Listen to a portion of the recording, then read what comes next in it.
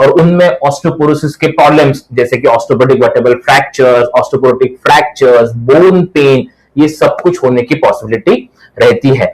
तो मेरी रिक्वेस्ट है सभी यंग फीमेल से जो कि 25 से 30 के बीच की है, वेट बेयरिंग एक्सरसाइज करो और अपनी बोन को हेल्दी बनाओ ताकि आपकी फ्यूचर लाइफ में आपको उतना प्रॉब्लम ना आए।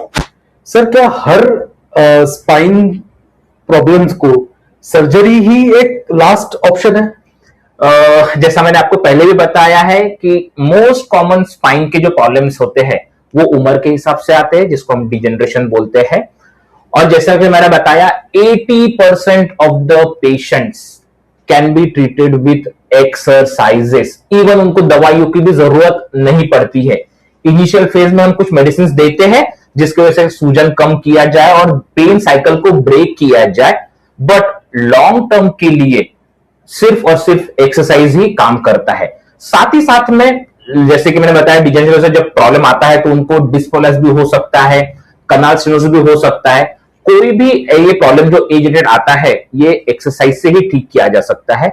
सिर्फ और सिर्फ 10 to 20% ऑफ द पेशेंट्स जो कि डिजेनरेशन की वजह से प्रॉब्लम आए हैं उनको कुछ इंटरवेंशन की जरूरत पड़ती है, जैसे कि कमर में एक इंजेक्शन देते हैं जिसको हम रूट ब्लॉक बोलते हैं, या फिर सर्जरी की जरूरत पड़ती है। सेकेंड चीज, अदर प्रॉब्लम्स भी है स्पाइन में, जैसे कि टीबी होता है, फ्रैक्चर होता है, वात की बीमारी भी हो सकती है, कैंसर भी हो सकता है। इन कंडीशन में शायद सर्जरी की जरूरत पड़ सकती है, डिपेंडिंग वो कौन सी स्टेज पे है और किस चीज से प्रभावित हुए हैं। okay. सर, कोई हिस्ट्री आप बता सकते हो किसी पेशेंट की या फिर? जैसे आप पीछे देख रहे हो ये मैंने एक एक्सरे लगाया है। okay. इसकी काफी इंटरेस्टिंग स्टोरी है। एक 21 ईयर ओल्ड फीमेल थी, अनमैरिड, जिसको गर्दन में काफी पेन हो रहा था और उसके हाथों और पैरों में कमजोरी आ गई थी। आप इमेजिन कर सकते हो कि ये सिचुएशन फैमिली पे कितना टेंशन देती है। बहुत ज्यादा हेवी बर्डन, मैरिड फीमेल और हाथों पैरों में कमजोरी आना। तो ये जब मेरे पास में आए थे तो मैंने देखा कि उसके हाथों पैरों में कमजोरी आ गई है और मोस्ट कॉमन प्रॉब्लम मेरे को लग रहा था उसके गर्दन में हो सकता है। तो हमने उसका एमआरआई कराया तो उसके गर्दन में जो अपना 5वां मनका होता है जिसको हम C5 बोलते हैं, वहां पे एक गांठ जैसे दिख रही थी। वो गांठ शायद स्पाइनल कॉर्ड को कंप्रेस कर रही थी, उसके वजह से इसको हाथों और पैरों में कमजोरी आ गई थी। इन व्यू ऑफ हाथों पैरों में कमजोरी आना, यंग एज, फीमेल, तो हमने इसको सर्जरी का डिसाइड किया था। सर्जरी करते ही वो गांठ को जब हमने निकाला और टेस्टिंग को भेजा तो इसमें ट्यूबरकुलोसिस डायग्नोस हुआ था। टीबी बोलते ही लोग काफी घबरा जाते हैं, लेकिन मैं बोलना चाहूंगा कि टीबी का इलाज टीबी की दवाइयां ही है। काफी हद तक सभी पेशेंट ठीक होते हैं तो डरने की जरूरत नहीं होती है। उसी तरह ये पेशेंट को जैसे हमने ऑपरेट किया, दूसरे तीसरे दिन पेशेंट बैठना चालू हुई, with in 1 month patient normal चलने लगे। आज लगभग उसको 3-3.5 साल हो गए ऑपरेशन करके। वो लास्ट वीक में उसके शादी का इन्विटेशन कार्ड लेके मेरे को इनवाइट करने आई थी। क्या बात है, वाह। सर, अभी हमने सर्जरी की बात की। बहुत से ऐसे पेशेंट होते हैं जो स्पाइन सर्जरी के लिए तैयारी नहीं होते, मेंटली। फिजिकली तो उनकी जरूरत होती है लेकिन मेंटली वो तैयारी नहीं होते। तो इसमें मिथ्स क्या है और उनके फैक्ट क्या है? इसके लिए थोड़ा सा आपको पास्ट में लेके जाना चाहूंगा। पहले के जमाने में एमआरआई नाम की कोई चीज नहीं थी। हाँ, ठीक है। तो जब भी पेशेंट को बैक पेन, लेग पेन या कुछ प्रॉब्लम आया तो हम जब सर्जरी करते थे ना तो पूरा की पूरा स्पाइन ओपन करते थे। फिर हम ढूंढते थे उसके अंदर की प्रॉब्लम कहां है, फिर हम उस प्रॉब्लम को डील करते थे। तो इस चक्कर में उसका सर्जिकल टाइम बहुत ज्यादा होता था। सर्जरी होने के बाद में उसको 2-3 महीने हमको लेटा के रखना पड़ता था। तो ऐसे कंडीशन में क्या होता था कि सर्जरी के रिजल्ट उतने अच्छे मिलते नहीं थे। अब जमाना बदल चुका है, अभी न्यू डायग्नोस्टिक टूल आ चुके हैं जिसको हम एमआरआई कहते हैं। इसमें मेरे को पता चलता है कि यस L4 और L5 पे प्रॉब्लम है, तो मेरा सर्जरी का इंसिजन अभी बस इतना सा हो गया है। पहले जो मैं इतनी बड़ी स्पाइन ओपन करता था, आज मेरे को सिर्फ उतना सा करना है। आज मेरा सर्जिकल टाइमिंग सिर्फ 2 घंटा है। साथ ही साथ में आज मैंने पेशेंट को ऑपरेट किया, शाम में मेरा पेशेंट खड़ा रह के चलता है। तो उसके वजह से जो बाकी फैक्टर्स इंप्रूव हुए हैं, इसकी वजह से सर्जरी के रिजल्ट्स काफी इंप्रूव हो चुके। साथ ही साथ में एनेस्थीसिया डिपार्टमेंट, एनेस्थीसिया पार्ट भी बहुत अच्छे से इंप्रूव हो गया है। तो ओवरऑल अभी स्पाइन के रिजल्ट्स काफी अच्छे हैं। पहले के जमाने में डेफिनेटली उतना अच्छा रिजल्ट नहीं था क्योंकि बहुत सारे फैक्टर्स प्ले करते थे। अभी के जमाने में बहुत डिफरेंस आ गया है और रिजल्ट काफी अच्छे हो गए। साथ ही साथ में अब तो नया कंसेप्ट आया है मिनिमल इन्वेसिव स्पाइन सर्जरीज, जो कि अब मैं आपको इंसिजन का साइज इतना बता रहा हूं, आजकल तो हम इतने से साइज की होल स्पाइन सर्जरीज भी करते हैं जिसमें एनेस्थीसिया की भी जरूरत नहीं पड़ती। लोकल एनेस्थीसिया में ऐसी स्पाइन सर्जरीज करने लगे हैं आजकल, जिसके वजह से रिजल्ट्स काफी अच्छे इंप्रूव हो गए हैं। और मेरे को लगता है कि जिन पेशेंट्स को लगभग 80 to 90% लोगों को तो जरूरत नहीं पड़ती है, लेकिन 10% लोगों को जहां जरूरत पड़ती है उन्हें स्पाइन सर्जरी से डरने की जरूरत नहीं है। आजकल इंप्रूवमेंट काफी अच्छे मिल रहा है। जैसे कि मैंने बताया आपको कि हर स्पाइन प्रॉब्लम्स को सर्जरी की जरूरत नहीं पड़ती है। 80 to 90% of the patients of spine problems can be managed conservatively। तो डरने की जरूरत नहीं है। हर स्पाइन प्रॉब्लम का सॉल्यूशन सर्जरी होता नहीं है। With exercises and with precautions सभी काफी हद तक स्पाइन के प्रॉब्लम्स को अपन सॉल्व कर सकते हैं। साथ ही साथ में इसी बात को मैं एक आगे बढ़ाना चाहूंगा। पहले के जमाने में हम स्पाइन प्रॉब्लम आया कि पेशेंट को बेड रेस्ट देते थे, सुला के रखते थे 1 महीना 2 महीना 3 महीना 4 महीना।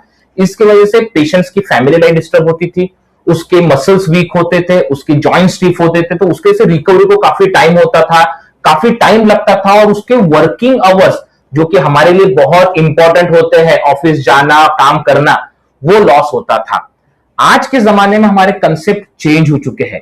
मैं मेरे हर पेशेंट्स को जब भी मेरे पास आता है डे 1 से एक्सरसाइज सिखाता हूं और एक्सरसाइज से ही रिजल्ट बहुत अच्छे मिलते हैं। सर ऑस्टियोपोरोसिस क्या होता है? आमतौर पे जैसे मैंने आपको बताया कि उम्र के हिसाब से अपने बाल सफेद होते हैं, जिसको हम एजिंग बोलते हैं। उसी तरह हमारे जो जॉइंट्स घिसते हैं हम उसको आर्थराइटिस बोलते हैं। उसी तरह अपने हड्डियों की जो क्वालिटी है, जो बोन की क्वालिटी है, वो उम्र के हिसाब से धीरे धीरे कमजोर होते जाती है। इसको हम ऑस्टियोपोरोसिस कहते हैं। ये मेल और फीमेल दोनों में बहुत कॉमन है, लेकिन जस्ट थोड़ी देर पहले मैं आपको पीक बोन मास की एक कंसेप्ट बताया है, जिसके वजह से फीमेल्स में लैक ऑफ एक्सरसाइज के वजह से उनकी बोन क्वालिटी उतनी अच्छी डेवलप नहीं होती है। जब बोन क्वालिटी उतनी अच्छी नहीं रहेंगी तो उतनी जल्दी वो कमजोर हो जाती है। इसलिए ऑस्टियोपोरोसिस फीमेल्स में काफी हद तक कॉमन है। सेकेंड चीज इसमें आता है, फीमेल्स के अंदर उनकी जब तक मंथली साइकिल चलती है तब तक कैल्शियम, विटामिन D3 और जो सब हार्मोन्स का मेटाबॉलिज्म है ये बहुत अच्छे से परफेक्टली मैनेज होता है। लेकिन जैसे उनकी साइकिल्स बंद होती है तो ये सब हार्मोन इंबैलेंस होने की वजह से ऑस्टियोपोरोसिस उनमें भी काफी कॉमन हो जाता है। ऑस्टियोपोरोसिस की वजह से हड्डियां कमजोर होती है तो weak bone pain, neck pain, back pain तो ये होता ही होता है। लेकिन एक ट्रिवियल फॉल, जैसे फॉर एग्जांपल ओल्ड एज, अपने घर में दादाजी दादी होती है, जस्ट बाथरूम में जाते हैं गिर जाते हैं, उनमें हड्डियां फ्रैक्चर होती है, ये सब कुछ ऑस्टियोपोरोसिस की वजह से होता है। ऑस्टियोपोरोसिस के मोस्ट कॉमन फ्रैक्चर्स जो होते हैं कमर में होते हैं, जिसको हम ऑस्टियोपेडिक वर्टेब्रल फ्रैक्चर बोलते हैं। सेकंड, यूजुअली बाथरूम में गिरने की वजह से हिप के अराउंड फ्रैक्चर होते हैं। और सेकंड, अपन जब भी गिरते तो अपना हाथ सामने करते हैं तो जो लोअर एंड रेडियस होता है ये फ्रैक्चर हो जाता है। तो ऑस्टियोपोरोसिस के ये 3 मेन फ्रैक्चर्स बहुत ही कॉमन होते हैं। सर क्या आर्थराइटिस का स्पाइन पे कुछ इफेक्ट होता है? Yes, definitely. जैसे मैंने आपको बताया था कि जो एज रिलेटेड जॉइंट्स में चेंजेस हो रहे हैं उसको हम आर्थराइटिस बोलते हैं। तो जॉइंट्स जैसे बाहर है, नी है, हिप है, उसी तरह हमारे कमर में भी जॉइंट्स है। तो आर्थराइटिस का इफेक्ट तो वहां पे भी होता है और एज के हिसाब से वहां पे चेंजेस तो होने ही वाले हैं। लेकिन ये जो आर्थराइटिस होता है ये उम्र के हिसाब से होता है, जिसको हम डीजनरेटिव आर्थराइटिस बोलते हैं। एक आर्थराइटिस भी है जिसको हम वात की बीमारी कहते हैं, जैसे कि एंकिलोजिंग स्पॉन्डिलाइटिस या रोमेटॉइड आर्थराइटिस। ये जो वात की बीमारी होती है ये यूजुअली यंग्स में होती है और इसकी जो शुरुआत होती है हमारे बैक पेन या बटक पेन से होती है, जहां पे हमारे सैक्रोइलियाक जॉइंट्स होते हैं और वो धीरे धीरे धीरे बीमारी ऊपर तक बढ़ती है। यंग एज में शुरू होने की वजह से उनमें बैक पेन बहुत कॉमन होता है, मॉर्निंग स्टिफनेस बहुत कॉमन होता है और बाकी जॉइंट्स भी इन्वॉल्व होने की वजह से उनमें भी काफी तकलीफ होती है। लेकिन इसकी एक खासियत है, ये बीमारी जितनी तुम एक्टिविटी करते हो उतना तुमको कम त्रासदायक है और जितना तुम उसको रेस्ट करते हो उतना तुमको ये त्रासदायक बन सकती है। तो वात के पेशेंट्स घबराने की जरूरत नहीं है, मॉडर्न ट्रीटमेंट तो अवेलेबल है ही है। साथ ही साथ में जितनी तुम एक्टिविटीज करते रहोगे, जैसे स्विमिंग करना, वॉकिंग करना, योगा करना, तो ये बात की बीमारी से काफी हद तक तुमको रिलीफ मिल सकता है। पेन के लिए, नेक पेन के लिए ओवरऑल हम क्या प्रिकॉशंस ले सकते हैं? जैसे कि मैंने बताया है, बैक पेन और नेक पेन बहुत कॉमन चीज है और इसका जो मेन इलाज रहता है वो एक्सरसाइजेस, लेकिन साथ साथ में प्रिकॉशंस भी बहुत इंपॉर्टेंट होती है। जैसे कि हमें सामने झुक के काम नहीं करना चाहिए, भारी वजन नहीं उठाना चाहिए और एक साथ में लंबी देर तक नहीं बैठना चाहिए, जिसको हम प्रोलॉन्ग सिटिंग बोलते हैं। फॉर एग्जाम्पल, हम कुछ काम कर रहे हैं, 15-20 मिनट काम करो, फिर थोड़ा सा उठो, बॉडी को स्ट्रेच करो, फिर से बैठो। जो लोग कंटिन्यूसली बैठते हैं उनमें बैक पेन का बहुत ही कॉमन कॉज हो जाता है प्रोलॉन्ग सिटिंग की वजह से। साथ ही साथ में हमको जब वेट उठाना है तो सबसे पहले हमको समझ के चलना है कि हमारे बॉडी की कैपेसिटी के हिसाब से वेट उठाना चाहिए। अगर मेरा वेट अगर 60-70 केजी और मैं अगर 50 किलो की चीज उठाने की कोशिश करूंगा तो डेफिनेटली वो मेरे बैक को अफेक्ट करने वाली है, तो 10 किलो 15 किलो तक मैंने उठाना चाहिए। और जब भी मेरे को वेट उठाना है तो वो वेट मेरे बॉडी के पास में होना चाहिए। यूजुअली हम दूर से उठाने की कोशिश करते हैं जिसमें बैक को ट्रॉमा होने का बहुत ज्यादा डर रहता है। तो हमें कोई भी चीज उठाने से पहले उसके पास में जाना चाहिए, अपना नी और हिप को बेंड करना चाहिए और नी और हिप के सहारे से उठाना चाहिए, ना कि हमारे बैक के सहारे से। अगर बैक के सहारे से उठाएंगे तो हमको बैक डैमेज हो जाएगी और बैक पेन और नेक पेन होने की पॉसिबिलिटी बढ़ जाएगी। साथ ही साथ में पुल या पुश करने की जब बारी आती है तो जब भी हम पुल करते हैं तो पूरा स्ट्रेन हमारे बैक पे आता है। तो ऑलवेज बेटर पुश करते हैं तो हमारे एब्डोमिनल मसल्स काम करती है वहां पे, तो push is always better as compare to pull. ये चीज को हमने ध्यान देना चाहिए। साथ ही साथ में जब हम कंप्यूटर पे काम कर रहे हैं तो जैसे मैंने बताया आपको, कंप्यूटर का ergonomics को तो ध्यान देना ही देना है, लेकिन एवरी 15 मिनट बाद में 1-2 मिनट का छोटा सा ब्रेक भी होना चाहिए। अगर ये सब चीजें हम करते हैं तो डे टू डे एक्टिविटीज में हमको जो बैक पेन और नेक पेन की इश्यूज आने वाले हैं वो काफी हद तक कम हो सकते हैं। सर, ये root block procedure as a day procedure, ये किस तरीके की प्रोसीजर है?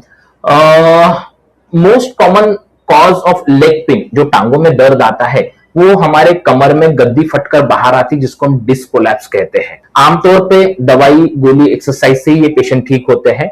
कुछ ही पेशेंट लगते हैं जिनमें सर्जरी की जरूरत पड़ती है, लेकिन उसको थोड़ा सा टाइम लगता है। पेशेंट अगर पेन बेयर नहीं कर पा रहा है तो हम ये डे केयर प्रोसीजर है जिसको हम रूट ब्लॉक कहते हैं। ये प्रोसीजर ऑपरेशन थिएटर में की जाती है, लोकल एनेस्थीसिया के अंडर में की जाती है, मतलब पेशेंट को कोई भूल देने की जरूरत नहीं पड़ती है। पेशेंट आता है, ओटी में लेकर जाते हैं, एक स्पेशल मशीन होती है जिसको हम सियाम बोलते हैं, उसमें से हम वो बरोबर नस जहां दब रही है, जो रूट जहां दब रहा है, वहां पे लोकल एनेस्थीसिया और छोटा सा स्टेरॉइड का इंजेक्शन हम दे देते हैं ताकि सूजन कम हो जाती है और पेशेंट को काफी हद तक फायदा हो जाता है और पेशेंट रिकवरी कर जाता है। वर्टिब्रोप्लास्टी क्या होता है? ये कौन सी प्रोसीजर है या ट्रीटमेंट है? जैसे कि मैंने बताया कि ऑस्टियोपोरोटिक वर्टेब्रल फ्रैक्चर, हाँ, मतलब उम्र के हिसाब से हड्डियों की कमजोरी होना और उसमें जो फ्रैक्चर होता है, तो ये बेसिकली प्रोसीजर उन लोगों के लिए बनी है जो कि आमतौर पे ठीक नहीं होते हैं।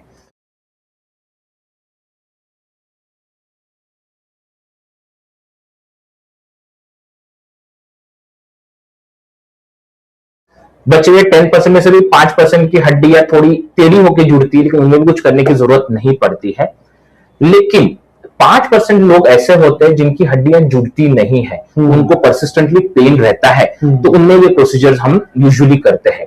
अब जैसे कि मैंने बताया कि ऑस्टियोपोरोसिस ये ओल्ड एज का प्रॉब्लम है, तो ये जो पेशेंट होते हैं ये होते हैं 80s 90s में। अब 80s और 90s में सिर्फ पेशेंट वर्टिब्रोप्लास्टी के लिए नहीं रहता है, साथ साथ में उसको हार्ट प्रॉब्लम रहते रहता है, उसको लंग का प्रॉब्लम रहते रहता है, उसको लीवर का प्रॉब्लम रहते रहता है, उसको थायराइड रहते रहता है। तो इतनी सारी कोमॉर्बिडिटीज के अंदर में अगर हम कोई स्पाइन सर्जरी करना चाहते हैं, चाहकर भी हम नहीं कर सकते हैं, तो इन लोगों में ये जो वर्टिब्रोप्लास्टी है काफी काम आता है, क्योंकि ये जो वर्टिब्रोप्लास्टी प्रोसीजर है ये भी एक डे केयर प्रोसीजर ही है। ये हम local anaesthesia plus mild sedation में करते हैं। और जो हड्डी फ्रैक्चर हुई है उसके अंदर हम एक सीमेंट भर देते हैं ताकि वहां पे एबनॉर्मल मूवमेंट बंद हो जाए और पेशेंट का पेन बंद हो जाए और वो डे टू डे एक्टिविटी कर पाए। यही वर्टिब्रोप्लास्टी का उद्देश्य होता है, खासकर उन पेशेंट के लिए जो पेशेंट बड़ी सर्जरी के लिए फिट नहीं होते हैं। सर, स्पाइनल ट्यूबरकुलोसिस क्या होता है? जैसे हमने सुना है कि लंग का, छाती का टीबी होता है, उसी तरह ये जो टीबी के जंतु है ये स्पाइन में जाके बैठते हैं तो उसको हम स्पाइनल ट्यूबरकुलोसिस बोलते हैं। टीबी बोलते ही लोग बहुत घबरा जाते हैं कि छाती का टीबी हो गया तो कुछ होता है क्या। उसी तरह स्पाइन का टीबी होते तो वो ज्यादा ही घबरा जाते हैं। तो जैसे मैंने बताया कि स्पाइन टीबी अगर हो गया तो घबराने की जरूरत नहीं है। टीबी का इलाज, टीबी की दवाइयां ही होती है, भले वो लंग में हो या स्पाइन में हो, ट्रीटमेंट चेंज नहीं होता है। बट डायग्नोसिस करना बहुत जरूरी होता है। उसके लिए इन्वेस्टिगेशन में हम एमआरआई कराते हैं या जरूरत पड़ती तो हम बायोप्सी भी कराते हैं। कभी कभार स्पाइन टीबी की वजह से पेशेंट को एक तो पैरों में कमजोरी आ जाती है, दूसरी चीज डायग्नोसिस कंफर्म नहीं होता है, तीसरी चीज बहुत सी डिफॉर्मिटी बन जाती है, क्रूकेड शेप के हो जाते हैं वो। तो उसी कंडीशन में स्पाइनल ट्यूबरकुलोसिस के टाइम पे सर्जरी की जरूरत पड़ती है, वरना स्पाइनल ट्यूबरकुलोसिस का इलाज टीबी की दवाइयां ही है। वो भी अगर रेगुलरली लिया अंडर सुपरविजन तो 100% रिजल्ट अच्छा ही मिलता है।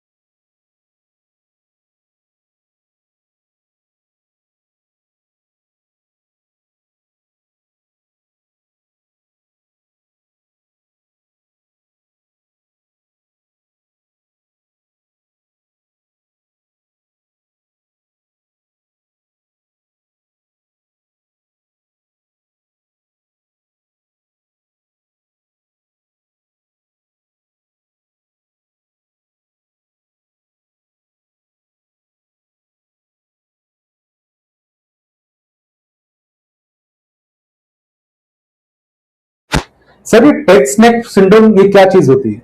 एक्चुअली मैं इसको, जैसे कोविड एक पैंडेमिक था, वैसे ही एक नया पैंडेमिक कह के डिस्क्राइब करना चाहूंगा। आजकल हर जने के पास में मोबाइल होता है और हम most of the time, maximum time mobile पे बिताने लगे हैं। तो जब भी हम मोबाइल पे देखते हैं तो हमारे नेक का एंगल नीचे हो जाता है। तो जो नॉर्मल एंगल होना चाहिए वो न रहते हुए एंगल हमारा इंक्रीज होते जा रहा है। जितना एंगल इंक्रीज होता है उतना वेट हमारे नेक के जंक्शन पे आता है। और ये जो डीजनरेशन होता है, जो 50-60 साल उम्र में जो चेंजेस होने चाहिए थे, वो आज हमारे 20 और 22 साल की उम्र में आने लगे हैं, जिसके वजह से chronic neck pain, upper arm pain, shoulder pain, headache, हाथों पैरों में मूंगी आना, ये सब कुछ होता है। और मेन रहेगा कि अगर हम कोई टेक्स्ट नेक सिंड्रोम से बचना है तो precautions and exercises are the key things. Sir आपने अभी जितनी जानकारी दी है ना, उसमें से मुझे ऐसा लगता है और हमारे व्यूअर्स को भी लगता होगा कि स्पाइन से डरने की चीज नहीं है। स्पाइन से डरो मत, बस एक्सरसाइजेस करो, प्रॉपर एक्सरसाइजेस करो, तो बहुत सारे प्रॉब्लम से हम इजाद पा सकते हैं। डेफिनेटली आपने एक सही बात कही है। जैसे मैंने कहा है कि 80% of the spine problems can be resolved with exercises and precautions. So healthy रहने के लिए मेरा मंत्र है एक्सरसाइज करो, फिट रहो। नमस्ते।